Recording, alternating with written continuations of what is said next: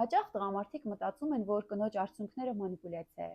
Նրանք իսկապես հենց այդպես պատկերացնում են, որ կինը նստում է ու պլանավորում է, որ ես կգնամ, այս արտահայտությունը կանեմ, դրանից հետո արդյունքներս կհոսեն, ես մի քիչ կլացեմ, հետո ինքը այսպես կնայի ինձ, ես մի քիչ էլ կուժեղացնեմ իմ լացը, եւ իրականում շատ հեշտ է մտածել, որ այո, կինը այսպես չար, խորամանկ կախարդ է, իսկ ես զոհ եմ։ Բայց մենք պետք է հասկանանք, որ արդյունքները դրանք ուղղակի մեր էմոցիաների դրսևորումներն են, որ երբ որ մեր ցավը, անճարությունը, անօգնականությունը, այդ հուզականությունը մեր մոտ այնքան է ուժեղանում, այնքան է խտանում, մեր մարմինը էլ չի կարողանում տանել այդ ամենը եւ սկսում է արձագանքել։ Արձագանքում է լացով, արդյունքներով, եւ երբ որ մենք իսկապես ունենք այդ դիրքորոշումը, որ կինս ուղղակի ինձ մանիպուլացնում է, կինս ուզում է իր արդյունքներով իր հարցերը լուծել, նա ուղղակի ուզում է արդյունքներով իր գործը առաջ տանել, դա այդ միտքը, այդ դիրքորոշումը արդեն իսկ խոչընդոտում է, որ մենք հարաբերություններում կարողանանք ունենալ այնպիսի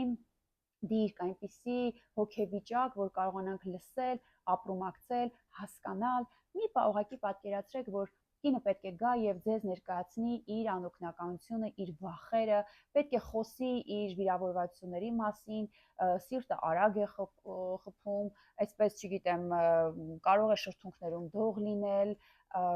կարող է ձեռքերում անգամ դող լինել, այսինքն նորմալ է, չէ, որ մարդը պետք է խոսի իր համար դժվար մի բանի մասին, որ իրեն վիրավորել են, նեղացրել են, չեն հասկացել, ինքը իրեն միայնակ է զգում, անճար, անօգնական։ Իմ կարծիքով նորմալ է, որ այդ հոգեվիճակին նաև բնորոշ լինեն այդպիսի մարմնային սիմպտոմներ, այդպիսի դրսևորումներ։ Այնպես որ սիրելի տղամարդիկ, մի շտապեք իսկապես այսպես եզրակացություն ունենալ, որ կնոջ արդյունքները որպես կանոն դա մանիպուլյացիա է։ Հակառակը, մտածեք, որ այս խոսակցությունը իր համար իսկապես դժվար է։ Եվ ես վստահեցնում եմ, որ նմանօրինակ մոտեցումը ձեզ կօգնի, որ դուք ավելի որակյալ զրույց ունենաք։ Ձեզ կօգնի իրականում գրկել, ապրումակցել, ցույց տալ, գոնե փորձեք ցույց տալ, հա, որ հասկանում եք, գոնե փորձում եք հասկանալ, որովհետև երբ որ կորցնում ենք մենք իրականում հաղորդակցության ժամանակ մեր աչքերի կոնտակտը, մեր հպումները, երբ որ կինը ուղղակի սկսում է լացել եւ դու պտտում ես աչքերը, հա, սկսվեց, նորից,